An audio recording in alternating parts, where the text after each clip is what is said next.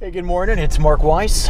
Are you being taken for a ride? Well, I've got two dogs back here. I'm not sure whether you could see them. We're on our way to doggy daycare today. That sort of reminded me of the notion of being taken for a ride. Here's what I'm talking about. Let's say you're the leader of a medical group. Let's say it's a hospital-based group today. What story are you being told by hospital administration? What promises have they made to you?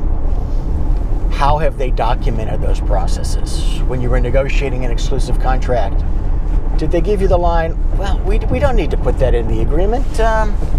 You can trust me. Have I ever lied to you before?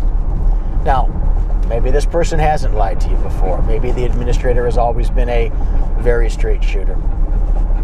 But I'm telling you, if that administrator leaves, even if you could trust that person, you don't know the next person, and they won't know the deal.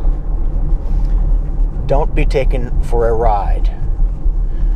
There's the expression trust but verify. You want to trust but document. Remember that. If a deal isn't documented, then when push comes to shove, it's not really a deal. You may be on your way to, well, doggy daycare.